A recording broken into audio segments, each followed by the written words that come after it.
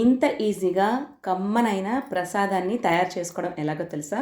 అవి చాలా సింపుల్ ఇంగ్రీడియంట్స్‌తో, హెల్తీ ఐటెమ్స్‌తో ఈ ప్రసాదాన్ని తయారు చేసుకోవచ్చు. దసరా ఉత్సవాలు ఈసారి 11 రోజులొచ్చాయి. ఈరోజు 10వ రోజు ప్రసాదాన్ని ప్రిపేర్ చేసుకుందాం. ఆ అమ్మను ప్రసన్నం చేసుకోవడానికి 10వ రోజు మహిషాసురమర్దిని దేవికి తామర గింజలు మరియు సగ్గుబియ్యంతో పాయసాన్ని ప్రిపేర్ చేసుకుందాం. న్యూట్రిషనల్ ఫుడ్గా పిలిచే బోన్స్కి స్ట్రెంత్ ఇస్తూ ద బెస్ట్ ఫ్రెండ్గా ఉండేటటువంటి మకానాతో రెసిపీస్ ఈ తీయటి ప్రసాదాన్ని తయారు చేసుకుందాం పదండి. ముందుగా 1 కప్పు సగ్గుబియ్యాన్ని తీసుకుని గంట పాటు నానబెట్టుకోవాలి. అప్పుడే సగ్గుబియ్యం బాగా ఉబ్బి మనకు చక్కగా ఉడుకుతాయి. ఇలా గంట సేపు నానబెట్టి పక్కన ఉంచేసుకోండి. ఆ తర్వాత మనం స్టవ్ మీద బాండి పెట్టి అందులో 1 స్పూను నెయ్యిని తీసుకొని వేయండి. నెయ్యిలో ఈ మకానాన్ని మనం వేయించుకోవాలి. అప్పుడే మనకు మకానా అనేది చాలా క్రిస్పీగా తయారవుతుంది. పాయసంలో కూడా చాలా చక్కగా ఉడుకుతాయి. ఈ మకానా చాలా అంటే స్కిన్కి, బోన్స్కి, తర్వాత మన ఇమ్యూనిటీకి లో క్యాలరీస్ ఉండడం వల్ల ఫ్యాట్ ఫ్రీగా ఉంచుకోవచ్చు. నెక్స్ట్ ఇందులో గ్లూటెన్ ఫ్రీ స్నాక్ అనమాట. ఈవినింగ్ స్నాక్ అయితేనేమి, ఇలా పాయసాల్లో కానీ కర్రీస్లో కానీ ఈ మకానాని వేసుకోవచ్చు. మకానా వేగిపోయిన తర్వాత మళ్ళీ మిగిలిన నెయ్యిలో ఇంకొక స్పూన్ నెయ్యి వేసి జీడిపప్పులను ఇలా దబ్బగా వేసుకొని ఇలా ఫ్రై చేసుకోండి. సిమ్లో పెట్టి చేయండి, జీడిపప్పులు మాడకూడదు. నెక్స్ట్ కిస్మిస్లను కూడా వేసుకొని సిమ్లో పెట్టి మనం ఇవి కాస్త కలర్ మారి ఉబ్బేంత వరకు ఉంచుకొని పక్కకి తీసి పెట్టుకోండి. జీడిపప్పుల్ని కిస్మిస్ని ఇంకొక గిన్నెలోకి వేసేసుకొని ఈ నెయ్యిని కూడా అందులోకి వంచుకోండి. ఇప్పుడు మనం సగ్గుబియ్యం 1 అవర్ నానిపోయి ఉంటుంది కదా, దాన్ని ఇందులో ఆ నీళ్ళతో పాటే వేసేసేయండి. నానబెట్టేటప్పుడే 2-3 సార్లు వాష్ చేసుకొని తర్వాత నానబెట్టండి. సో అప్పుడు ఆ సోక్ చేసిన వాటర్ అంతా కూడా దాంట్లో ఉన్న న్యూట్రిషన్స్ వాల్యూ కూడా పోకుండా అందులోనే ఉడకచ్చు.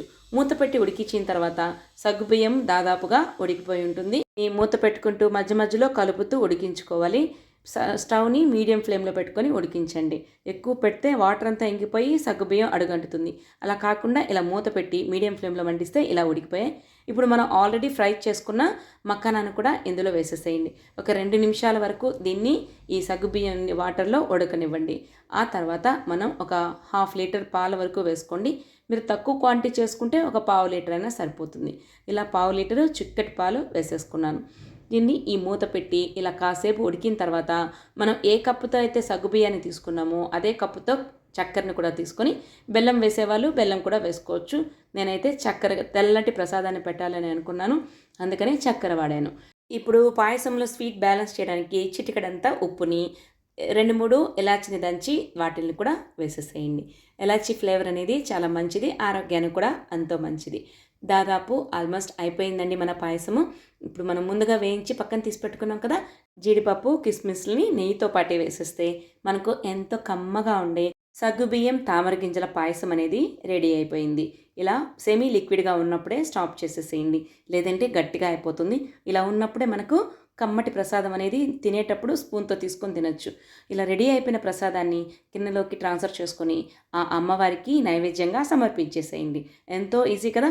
మనకు మహిషాసురమర్దిని దేవికి సాయంత్రం పూట కూడా ప్రసాదం పెట్టేటప్పుడు ఇలాగా సింపుల్గా ఎంతో ఆరోగ్యాన్ని ఇచ్చే పోషక విలువలతో ఉండేటటువంటి పాయసాన్ని సమర్పించండి. నచ్చిందా? మన ఛానల్ ఫస్ట్ టైం కనుక చూస్తున్నట్లయితే మన ముదిరెడ్డి సరీస్ కిచెన్ని సబ్స్క్రైబ్ చేసుకొని మీ ఫ్రెండ్స్ అండ్ ఫ్యామిలీ మెంబర్స్కి షేర్ చేయండి. మీ లైక్స్ అండ్ కమెంట్సే నాకు మోటివేషన్. 11వ రోజు శుద్ధ దశమి నాడు, అదేనండి విజయదశమి నాడు, శ్రీ రాజరాజేశ్వరి దేవి అవతారం. ఆ దేవికి చేసే మహా నైవేద్యంతో మరొకసారి మరో వీడియోతో మళ్ళీ కలుసుకుందాం.